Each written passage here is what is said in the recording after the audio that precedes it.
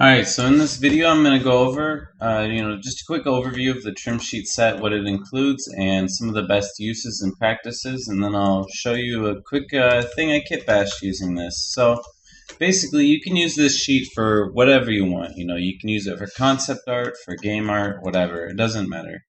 It comes with basically two different entities. One is a snapping tiling floor set, and then the other one which consists of, I believe, 6 or 7 pieces, including small dividers and window pieces and things that you can use and mix and match with parts from the trim sheet. So I have these also all included in the folder structure. So if you go to tiling textures, each piece, each trim sheet has a corresponding name, and it has textures that go with it. So if you want to start baking these, using them in your game, whatever, all you have to do is throw them in a substance, maybe run some generators, whatever. They come with ID maps, they come with normal maps, concave, convexity maps, curvature maps, etc. So that's all in the tiling textures section. If we go to the high-res models, you'll see that everything is coming in OBJ and FBX, and so it's pretty simple, pretty straightforward. And then I also included the CAD files. So if you want to make changes, you want to add your own stuff, change something, whatever, you can do anything you want with it. It's, you have full control. And then I also added baking planes. So if you want to make changes and bake the object, all you have to do is re-export it with those changes, grab the baking plane that corresponds to the object's name, or to the tiling texture or tiling square's name, and you're good to go. A few other things. So ironically, this trim sheet is probably the most boring of the set, but you'll be using it the most if you're doing a workflow like, say, Star Citizen or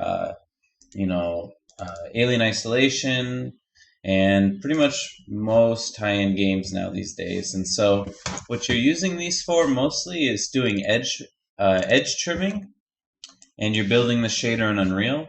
And I have a tutorial on my Gumroad about this anyways, but it's a bit outdated, but the idea is pretty similar. So nowadays you can float all of these details. And so if you see all these panels I've cut out on my Gumroad environment, using a different trim sheet, by the way, you'll notice the most simple ones always work the best for the edges, and so I'm using those plus alpha details the most, ironically. But if you're making big environments, you definitely need these high detail trims that are going to fill up space with a low poly count and help it look finished and polished and detailed. And so there's a lot of things, there's different vents, there's, what's the word?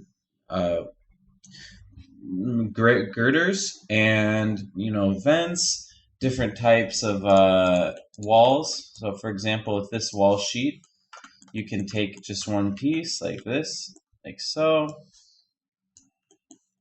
and you can use this piece. I'll show you in here. So you can use this piece to extend it. So here's an environment that I quickly kit bashed together and then added some block out pieces. And you can already see how finished and final it looks for something that I made in, probably 15 minutes or less. So there's a few things to note.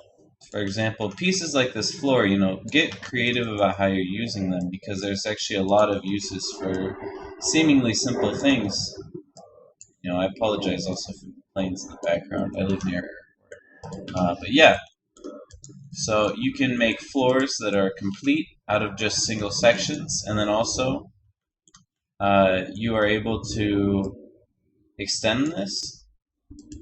And so if I had this being the same size as 1/4 of this, you can see that we can just put this right here, snap it in,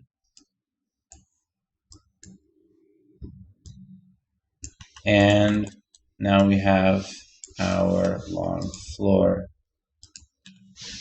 So let me duplicate this.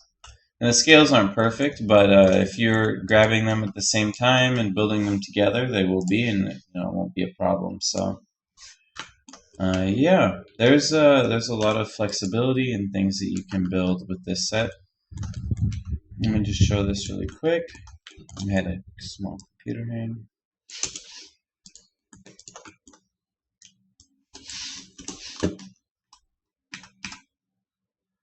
And this will tile perfectly. Like I said, if you are grabbing it straight from the set. I had already grabbed it off of the trim sheet, scaled it, made some mess of it.